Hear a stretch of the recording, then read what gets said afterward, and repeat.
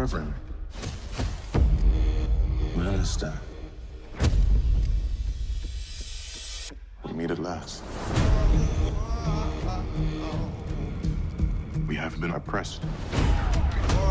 We are forced to ride the back of a bus so a white passenger could sit. Innocent black men are in prison. Hi, Aaron. Hi, Jamie. How you guys doing? Hi. Hey, how's it going, brother?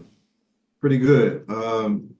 First, for you, Aaron, I first want to, take a time to say something about the genius of Ron Cephas Jones and having a chance to work with, the late great, and how was that experience?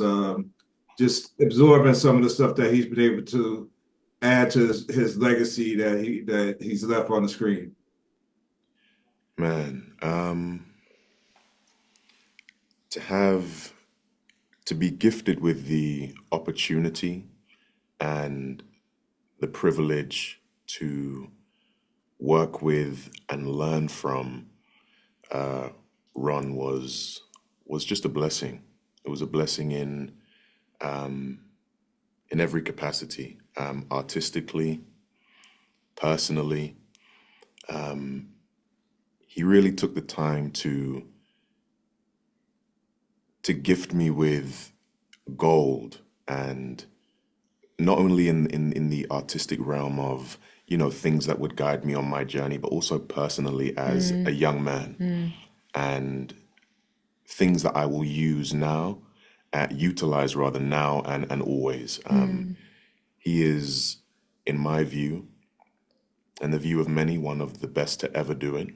And we celebrate him, we champion him, and we deeply appreciate him. And we hope he's proud of what we've put together here. It was a blessing. Yeah. I want to just talk about the legacy of Betty Shabazz. Because she's been a great figure in the civil rights struggle, and a lot of times she gets outshined, by all of the things that Malcolm has done. What do you think your portrayal of Betty Shabazz would do for the legacy and the conversation about her contributions? Because we see a lot in this series that we didn't get to read in Alex Haley's book or see in Spike Lee's film. Yeah. I would hope that people walk away seeing seeing Betty as a full woman, right? That her name can be restored to Dr. Betty Shabazz, not just Malcolm's wife, which is an honor in and of itself that she prided herself in. And she also was her own individual person, who contributed a lot to us and to history. And I think that's more encompassed in restoring the name of Dr. Betty Shabazz, rather than just saying Malcolm X's wife. So that's a big thing that I would hope for, that people would know her name, and identify themselves with her. I think for the most part, a lot of us, I even myself included, I knew more, of course, about Malcolm and Martin and Coretta even than I did about Dr. Betty Shabazz. And so I hope that it sparks more curiosity into her story and into her and her contributions. Yeah. Aaron, I know like a lot of actors, when they play, let's say serial killers or like sometimes it's hard to get out of the role of whatever character they encompassed, that they dug deep into. Playing somebody, that was such a leader and has so much magnetism and importance, like Malcolm X, like leaving that role, what do you want to keep from what you embodied in that character, just to portray it?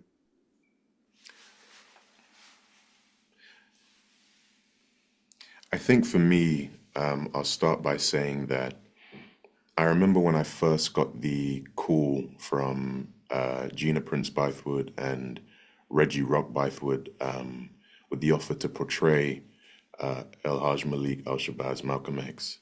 And I've said a number of times before, I was terrified.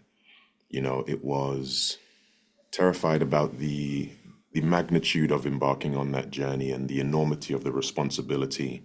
And I questioned whether I had the capacity in a number of regards to do this, to take on this task, this responsibility. And something that I did for that 6 months was when I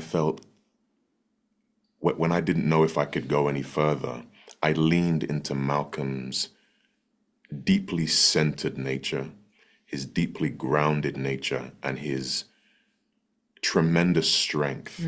And those are things that I hope and pray the residual of that will stay with me on my own personal journey as a young man and a growing man, on my evolution, on my personal journey of life. You know, there are many things I wish to adopt, but those are the first things that come to mind. Yeah. And I know Malcolm, I mean, because I watch his speeches on YouTube all the time. And I mean, there's like What's your favorite? I mean, it's easy to say Ballad or the Bullet, but there's so many that I can't even name that just come up in the feed that I just listen to, and or debates that he's had that I love to see, where he's you know debating somebody on the screen. I think there's one with James Baldwin or something. I just so much stuff that I love, but just as a thespian, I know Denzel really received so many accolades for when he played Malcolm X and Spike Lee. Was there anything that, while doing all this study, did you look at his portrayal at all to just to see how he did something that, because I know the series goes a lot of different ways and shows a lot of different things than Spike did, but was there anything just as a thespian that you look to like how did Denzel portray this thing, even though you're going to make it your own? I want to start by saying that Denzel is a hero of mine. You know, I have the utmost respect and admiration for him, not only as an artist, but as an individual, as a person.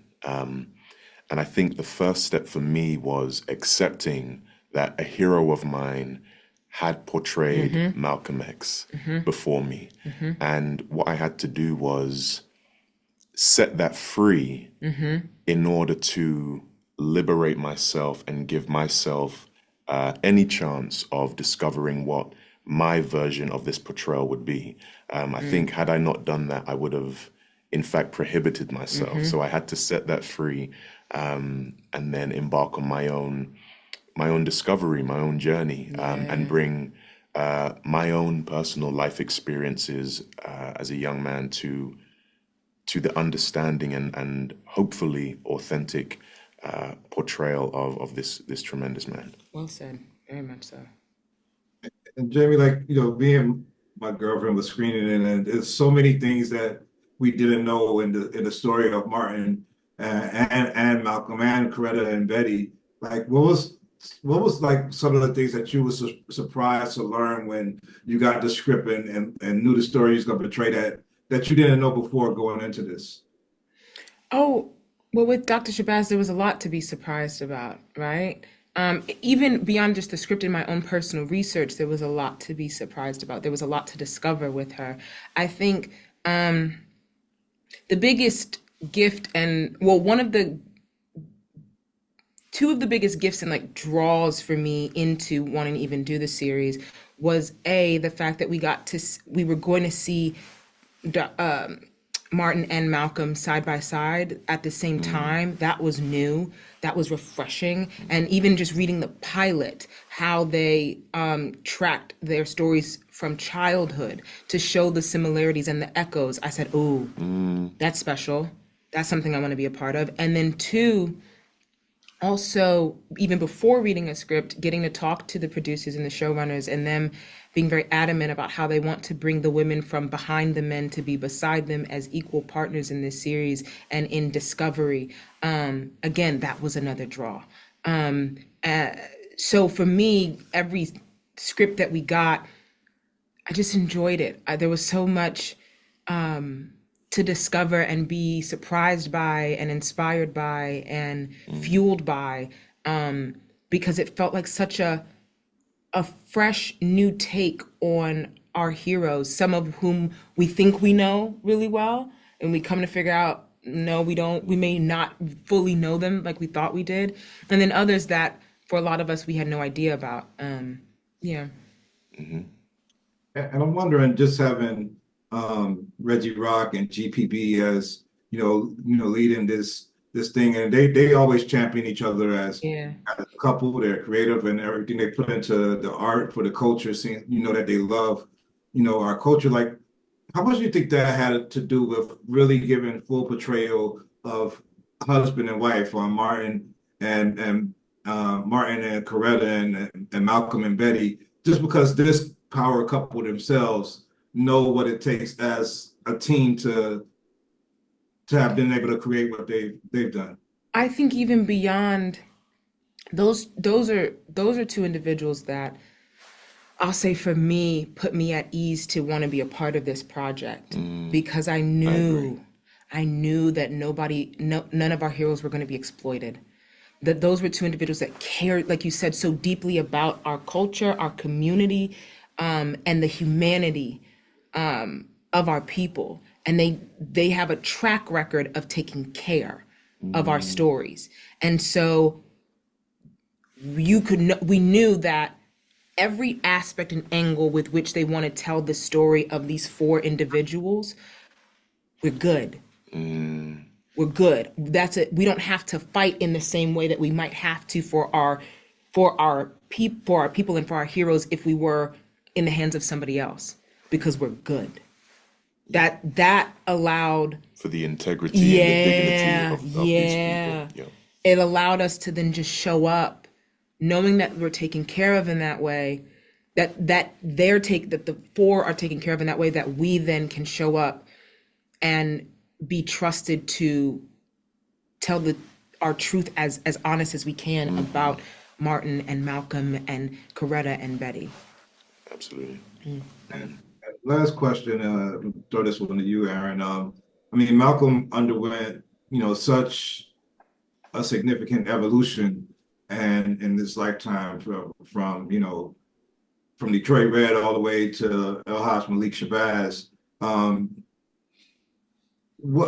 How did you navigate portraying the complexities of his life within and growth within the series as an actor? I mean, because literally, like one day on set, you're, this period of right.